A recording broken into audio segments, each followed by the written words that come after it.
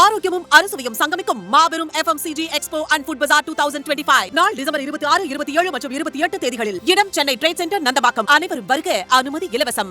பாரதிய ஜனதா கட்சி சிறுபான்மை அணியின் சார்பாக கிறிஸ்துமஸ் மற்றும் புத்தாண்டு கொண்டாட்டங்களை மிகச் சிறப்பாக ஏற்பாடு செய்து கிறிஸ்துவ மக்களின் அன்பையும் அவர்களின் ஆதரவையும் பெருமுகமாகவும் மாண்புமிகு பாரத பிரதமர் திரு நரேந்திர மோடி அவர்கள் எப்படி டெல்லியில் கிறிஸ்தவர்களுடைய அந்த ஆராதனை விழாவில் கலந்து கொண்டு சப்கா சாத் சப்கா விகாஸ், எல்லோரையும் அரவணைத்து எல்லோருக்குமான வளர்ச்சி என்பதை நடைமுறைப்படுத்தி காட்டியிருக்கிறாரோ, அதுபோன்று இன்றைக்கு கோவை தெற்கு மாவட்டம், கோவை மாநகர் மாவட்டத்தினுடைய தலைவர்களாக இருக்கிற திரு ஜோசன், திரு கண்ணன் அவர்களோடு இணைந்து பேராயர்களை சந்திப்பது, அது மட்டுமல்லாமல் கிறிஸ்துவ மக்களை சந்தித்து கேக் வெட்டி அவர்களுக்கும் அளித்து மகிழ்ச்சியை பகிர்ந்து கொள்வது போன்ற நிகழ்ச்சிகளில் கலந்து கொண்டிருக்கிறோம். அது மட்டுமல்லாமல் இன்றைக்கு சுந்தராபுரத்தில் நடக்கிற அரவன் திருவிழாவிலும் கிறிஸ்தவர்கள், இஸ்லாமியர்கள் அனைவரும் வர வேண்டும் என்கிற ஒரு கோரிக்கையை எங்களுடைய தொப்புள்குடி உறவுகள் இந்துக்கள் அழைப்பு விடுத்ததற்கு இணங்க அவர்களிடத்திலும் சென்று அந்த திருவிழாவிலும் கலந்து கொண்டு ஒரு மத நல்லிணக்கம் என்பது இந்த கோவையில் தொன்று தொட்டு வருகிறது. அதை ஒரு சில மத அடிப்படைவாத பிரிவினைவாத சக்திகள் எதிர்த்தாலும் கூட இங்க இருக்கிற பாரதத்தினுடைய பண்பாட்டை, கலாச்சாரத்தை நேசிக்கிற எல்லோரும் வரவேற்கிறார்கள். அந்த அடிப்படையில் இன்றைக்கு மிகச்சிறப்பாக அந்த நிகழ்வுகளில் கலந்து கொண்டு வெள்ளிக்கிழமை ஜும்மாவுடைய தொழுகை என்பது ஒவ்வொரு இஸ்லாமியரும் மசூதியில் சென்று தொழ வேண்டும் என்பது ஒரு கட்டாய கடமை. அந்த அடிப்படையில் இன்றைக்கு கோவையில் ரயில் நிலையம் அருகில் இருக்கிற மசூதிக்கு சென்று தொழுகை நடத்தினேன். இந்த தொழுகை நடத்துவதற்காக செல்லும் முன் பல அடிப்படைவாத சக்திகள் வழக்கம் போல எப்படி பிற மாவட்டங்களில் எதிர்ப்பார்களோ, வன்முறையை தூண்டுவார்களோ, அதே போன்று நாங்கள் வேறு ஒரு மசூதியில் தொழுவதற்கு தான் வந்தோம். அங்கே இருக்கிற காவல் ஆய்வாளர்கள் சொன்னாங்க, உங்களை தாக்குவதற்காக இங்கே நிறைய பேர் தயாராக இருக்கிறாங்க, அதனால் பதட்டமான சூழல் இருக்கிறது என்று சொன்ன உடனேயே நாங்கள் எப்பொழுதுமே காவல்துறையினருக்கு கண்ணியத்தையும் அவர்களுடைய சொல்லை கேட்டு எங்களால் எந்த பிரச்சனையும் வரக்கூடாது என்பதற்காக இன்றைக்கு கோவை ரயில் நிலையம் அருகில் இருக்கிற மசூதிக்கு வந்து தொழுகை நடத்தினேன். இந்த தொழுகை நடத்திட்டு வெளியே வரும் பொழுது கூட நிறைய சலசலப்புகள், சில அடிப்படைவாத சக்திகள், STB போன்ற, தமுமுக போன்ற பிரிவினைவாத சக்திகள் எதிர்ப்பு தெரிவித்தாலும் கோவை மாநகர காவல் ஆணையாளர் மிகச்சிறப்பான ஒரு நல்ல முடிவை எடுத்திருக்கிறார். பாரதத்தில் உள்ள ஒவ்வொரு குடிமகனும் அவனுக்கான வழிபாட்டு உரிமையை சிறப்பாக செய்ய வேண்டும் என்பது நம்முடைய அரசியலமைப்பு சட்டம் ஆர்டிகல் 25 சொல்லுகிறது. ஆனால் திமுக ஆட்சியில் இஸ்லாமிய வாக்கு வங்கிக்காக அடிப்படைவாத பிரிவினைவாத சக்திகளுடைய அந்த மன மகிழ்ச்சியை அதிகப்படுத்துவதற்காக பாரதிய ஜனதா கட்சியில் இருக்கக்கூடிய எங்களை போன்ற இஸ்லாமியர்களை பள்ளிவாசலுக்கு தொழுக போனால் திட்டமிட்டு சில அடிப்படைவாத அமைப்புகள் எதிர்க்கிறார்கள். இப்போ காவல்துறையினர் அதை தடுக்கணும். ஆனால் தமிழகத்தில் பல இடங்களில், குறிப்பாக வேலூர், ராணிப்பேட்டை மாவட்டங்களில் போனால் காவல்துறையினர் மசூதிக்குள்ளே தொழுவதற்கு நாங்கள் போனால் அதையே தடுத்து கைது செய்வார்கள். கோவையில் இருக்கிற காவல் மாநகர ஆணையாளரை பாரதிய ஜனதா கட்சியின் சார்பாக நாங்கள் மனதார பாராட்டுகிறோம். முதன்முறையாக மசூதிக்குள்ள சில அடிப்படைவாத பயங்கரவாத சக்திகள் எதிர்ப்பு தெரிவித்தாலும் ஒரு பாரதத்தின் குடிமகன், ஒரு இஸ்லாமியர், அவர் தொழுகை நடத்துவதற்கு இந்த கோவை மாநகரில் தடையில்லை என்பதை நிரூபித்து நான் தொழுகைக்கு போகும் பொழுது ஒரு இஸ்லாமியர் காவல் ஆய்வாளர் என்னோடைய அனுப்பி பாதுகாப்பாக என்னுடைய வணக்க வழிபாடுகளை செய்ய வைத்து பாதுகாப்பாக என்னை திருப்பி அனுப்பியிருக்கிறார் என்றால், கோவை மாநகர காவல் ஆணையாளர் போன்று தமிழகத்தில் உள்ள அனைத்து கமிஷனர்களும், அனைத்து SP காவல் கண்காணிப்பாளர்களும் நடைமுறைப்படுத்தினால் இந்த தமிழகத்தில் சட்டம் ஒழுங்கு சிறப்பாக இருக்கிறது என்று நாங்களே சொல்லுவோம். கண்மூடிக்கொண்டு காவல்துறையினரை எதிர்க்கணும், விமர்சிக்கணுன்ற எந்த நோக்கமும் கிடையாது. காவல்துறையினர் அவர்களுடைய கடமையை மீறி திமுகவுடைய ஏவல் துறையை விசுவாசம் பாராட்டக்கூடிய அளவுக்கு சட்டவிரோதமாக எங்களை கைது செய்தால், எங்களுடைய தொழுகை என்கிற அடிப்படை உரிமையை, பிரார்த்தனை என்கிற அடிப்படை உரிமையை மறுத்தால் மட்டும்தான் நாங்கள் விமர்சிக்கிறோம். அப்போ வேலூரில், ராணிப்பேட்டையில், மதுரையில் தர்காவிற்கு செல்வதையோ மசூதிக்கு செல்வதையோ தடுக்கும் பொழுதுதான் காவல்துறையை விமர்சிக்கிறோமே தவிர, கோவை காவல் மாநகர ஆணையாளர், இந்த பகுதியில் இருக்கிற காவல் ஆய்வாளர் உள்ளிட்ட அத்தனை காவல்துறையில் உள்ள அனைத்து மக்களுக்கும் எங்களுடைய நெஞ்சார்ந்த நன்றியை தெரிவித்துக் கொள்கிறோம். ஆட்சிகள் மாறலாம், காவல்துறை தங்களுடைய கடமையை செய்ய வேண்டும் என்பதற்கான மிகச்சிறந்த உதாரணமாக கோவை காவல் ஆணையாளர் செயல்பட்டிருக்கிறார். இதுபோன்று அனைத்து தமிழகத்தில் உள்ள காவல் அதிகாரிகளும் முறையாக செயல்படுத்த வேண்டும். இப்படி செயல்படுத்தவில்லை என்ற காரணத்தை ஒட்டி தான் கடந்த வாரம் தமிழக காவல்துறையுடைய டிஜிபி, அதே போன்று ஐஜி ஜெனரல், அதே போன்று ஹோம் செக்ரட்டரி இவர்களை நேரில் சந்தித்து நான் மனுவும் கொடுத்திருக்கிறேன். அதன் மீது நடவடிக்கை எடுப்பதாக, என்னுடைய அடிப்படை உரிமையை பாதுகாப்பதாக சொல்லியிருக்கிறார்கள். அதனால் இன்றைக்கு சில எதிர்ப்புகள் வந்தாலும் அதை தாண்டி முறையாக என்னை தொழுவதற்கு அனுமதி அளித்த எங்களுடைய இஸ்லாமிய நம்பிக்கையை அந்த அடிப்படையில் வழிபாடு செய்வதற்கு ஏற்பாடு செய்திருந்த காவல் ஆய்வாளர், மாநகர காவல் ஆணையாளர் உள்ளிட்ட அனைவருக்கும் நாங்கள் நன்றி தெரிவித்துக் கொள்கிறோம். தமிழக முதல்வர் ஐயா ஸ்டாலின் அவர்கள் வாக்கு வங்கிக்காக பிரிவினைவாதிகளையும் பயங்கரவாதிகளையும் ஊக்குவிக்காமல் கோவை ஒரு சென்சிட்டிவான பதட்டமான நகரம் என்பதை மாற்றி மத அமைதிக்கும் அன்புக்கும் மத ஒற்றுமைக்குமான அற்புதமான நிலமாக நாங்கள் அமைத்துக் கொண்டிருக்கும் பொழுது அதை தடுக்கக்கூடாது என்பதை தமிழக முதல்வர் ஐயா ஸ்டாலின் அவர்களுக்கும் நாங்கள் கோரிக்கை வைக்கிறோம். கோவையில் கிறிஸ்துவர்களுடைய கிறிஸ்துமஸ் நிகழ்ச்சி மற்றும் பேராயர்களை சந்தித்து இங்கு வரக்கூடிய புத்தாண்டு நிகழ்ச்சி மாநிலத்திலும் தேசிய ஜனநாயக கூட்டணி அமையப் போகிறது. அனைவருக்கும் எங்களுடைய புத்தாண்டு நல்வாழ்த்துக்கள். தேசிய ஜனநாயக கூட்டணியின் பலமான ஆட்சி அமையும் பொழுது திமுக என்கிற கடவுள் மறுப்பு காட்டுமிராண்டிகள் கும்பல் தமிழகத்திலிருந்து வெளியேறும் என்ற நம்பிக்கை எங்களுக்கு இருக்கிறது. எல்லா புகழும் இறைவனுக்கு. ஜெயஹிந்த். நன்றி. பிரதமர் அவர்கள் கிறிஸ்துமஸ் விழாவில் பங்கேற்றதை நாடகம் என்பதை திமுகவும் திமுகவுடைய கூட்டணியும் சொல்லுகிறார்கள். நான் கேட்குறேன், ஒரு கிறிஸ்துமஸ் விழாவில் பங்கேற்பது என்பது பிரதமர் போன்ற அல்லது முதலமைச்சர் போன்றவருடைய நிகழ்வுகள் என்ன, அவர்கள் எல்லோருக்குமானவர்கள், அதில் பங்கேற்கணும். அது பாரத பிரதமர் பங்கேற்றிருக்கிறார், ஐயா ஸ்டாலினும் பங்கேற்றிருக்கிறார். இப்போ பிரதமருடைய அந்த பங்கேற்பு என்பதை நாடகம் சொல்கிறாங்க. நான் என்ன கேட்குறேன்னா, ஐயா ஸ்டாலின் அவர்கள் பங்கேற்றாரு, அது நாடகம் கூட நாங்கள் சொல்லலை. நயவஞ்சகத்தன்மை, நாட்டை பிளவுபடுத்த இஸ்லாமியர்களுக்கும் கிறிஸ்தவர்களுக்கும் எதிராக விஷத்தை விதைக்கக்கூடிய பேச்சு அவர் பேசினாரா இல்லையா?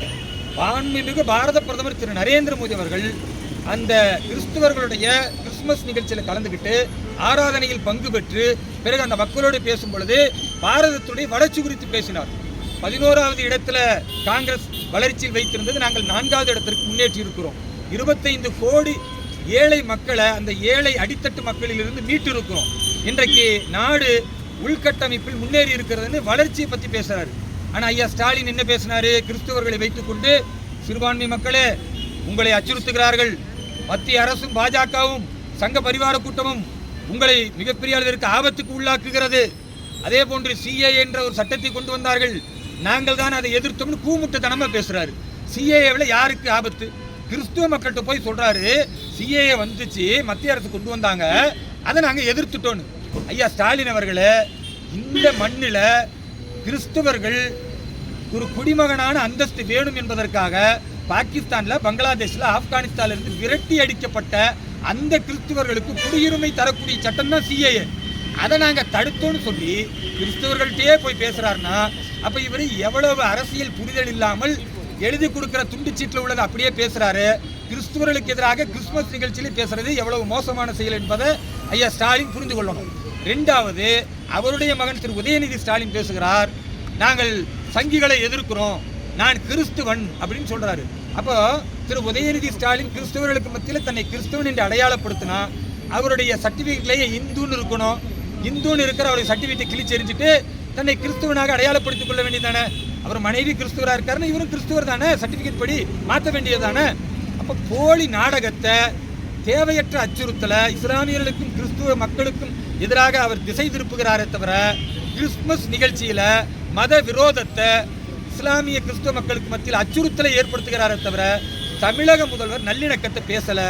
பாரத பிரதமரை சொல்லுவதற்கு தமிழக முதல்வர் திமுக தலைவர் ஐயா ஸ்டாலின் அவர்களுக்கு அருகதை கிடையாது. தேர்தலில் தோற்று போய்விடுவோம், இந்த முறை சிறுபான்மை மக்களும் வெறுப்பில் இருக்கிறாங்க என்கிற காரணத்திற்காகத்தான் மடைமாற்றுவதற்கு சிறுபான்மை மக்களையும் பட்டியல் சமூகத்தையும் வஞ்சிக்கக்கூடிய அச்சுறுத்தல் பேச்சலை ஐயா ஸ்டாலின் பேசுகிறார். நாடக அரசியலை இந்த திராவிட மாடல் ஆட்சி நடத்தி கொண்டிருக்கிறது. நன்மையான நலன் பயக்கக்கூடிய ஆட்சியை பாரத பிரதமர் திரு நரேந்திர மோடி அவர்கள் நடத்தி கொண்டிருக்கிறார். நல்லது இந்த தேசத்தில் தொடர்ந்து நடக்கும். அழிவு சக்திகளாக இருக்கிற நாசகர திமுகவை தமிழகத்திலிருந்து துடை தெரிய நாங்கள் சங்கல்பம் ஏற்றிருக்கிறோம். இந்த புதிய வருடம் 2026 திமுகவை வேரோடும் வேரோடி மண்ணோடும் வீழ்த்துவதற்கு தமிழக மக்கள் முன்வர வேண்டும்.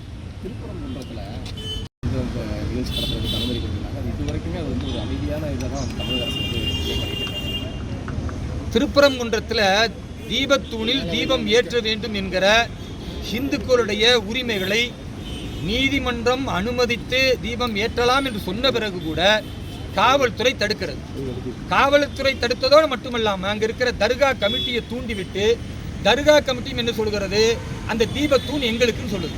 நீங்கள் நல்லா புரிஞ்சுக்கணும், அந்த தர்கா எப்பொழுது வந்தது, அங்கே இருக்கக்கூடிய முருகன் கோவில் எப்பொழுது வந்தது? திருப்பரங்குன்றம் முருகன் கோவில் என்பது அறுபடை வீட்டில் முதல் படை வீடு. 2000 ஆண்டுகளுக்கு முன்னால் இருந்து அந்த முருகனை வழிபாட்டின் மூலமாக நம்முடைய தமிழ் பாடல்கள் பாடியதை இன்றைக்கும் ஆதாரமாக நிறைய பேர் எடுத்து காட்டுறாங்க. தர்கா 300 வருஷத்துக்கு முன்னால் வந்தது. இந்த 300 வருஷத்துக்கு முன்னால் இந்த தர்காவுக்கு யார் இடம் கொடுத்துருப்பா?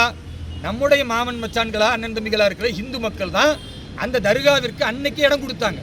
இப்போ இடம் கொடுத்தவங்களுடைய அந்த வழிபாட்டு உரிமையை பறிக்கிற செயலா இன்றைக்கு தர்கா கமிட்டியும் எங்களுக்கு இடையூறு இருக்குன்னு சொன்னால், தீபத்தூணில் தீபம் ஏற்றுவதில் தர்கா கமிட்டிக்கு என்ன இடையூறு? முதல் கேள்வி. இதில் இஸ்லாமியர்களுக்கு ஏதாவது மத வழிபாட்டு உரிமை பாதிக்குதா? இல்லை. சரி, தீபம் என்பது ஜோதி என்பது இஸ்லாமிய நம்பிக்கைக்காவது எதிரானதா? கிடையாது. திருக்குரான் சொல்லுகிறது, அல்லாஹு 100 சமாவாத்தி வல்லர், இறைவன் எப்படிப்பட்டவன் என்றால் வானத்திற்கும் பூமிக்கும் மத்தியில் ஜோதியாக ஒளியானவனாக இருக்கிறான். அதனால தான் எல்லா தர்காக்களும் நீங்கள் போய் பாருங்கள், எண்ணெய் ஊற்றி திரி போட்டு விளக்கேற்றி வச்சுருப்பாங்க. எல்லா தர்காவிலையும் நடக்கும், ஜோதியாக இருக்கும். அப்போ எல்லா தர்காவிலையும் ஜோதி ஏற்றுவது, திருப்பரங்குன்ற தீபத்தில் ஜோதி ஏற்றுவதில்லை. தர்காக்காரன் எப்படி தடுக்க முடியும்? ஒரு மசூதியில் உள்ளவன் தடுத்தா கூட லாஜிக் படி தப்பு. அப்போ தர்காவிலிருந்து தடுப்பது என்பது அயோக்கியத்தனம்.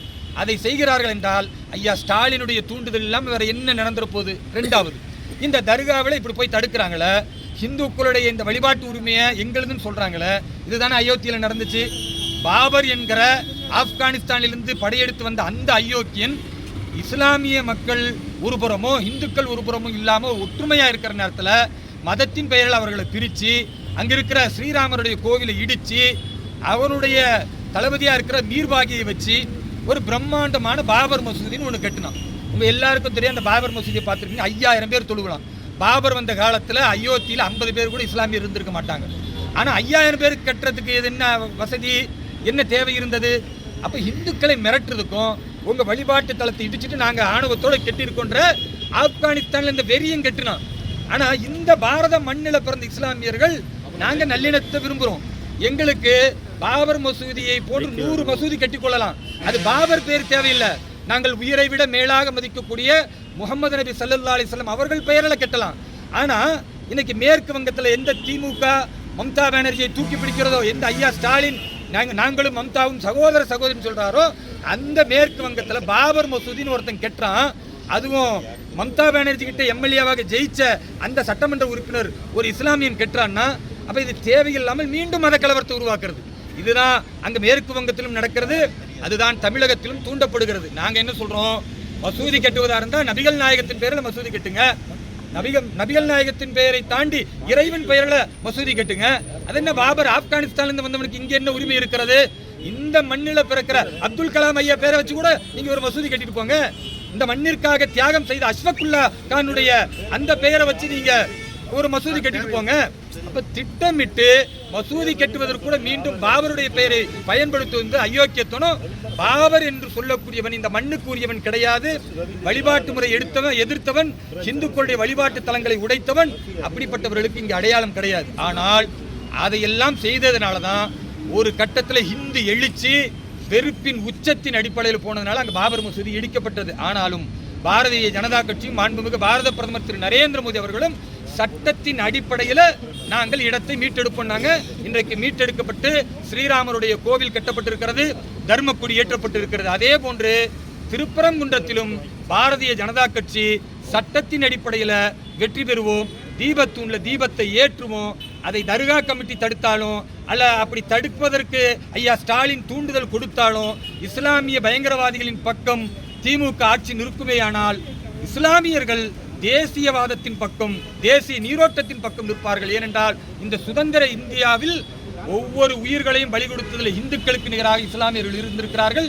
இந்த தேசத்தை பாதுகாப்பது எவ்வளவு முக்கியமோ திருப்பரங்குன்றத்தில் தீபத்தூணில் தீபம் ஏற்றுவது முக்கியம் என்பதை இஸ்லாமியர்களும் புரிந்து கொண்டிருக்கிறார்கள். வரக்கூடிய காலத்தில் 2026 கார்த்திகை மாதம் இன்ஷா அல்லாஹ் நிச்சயமாக இஸ்லாமியர்களும் கிறிஸ்தவர்களும் இணைந்து இந்துக்களோடு தீபத்தூணில் தீபம் ஏற்றுவோம். இது நிச்சயம் நடக்கும்.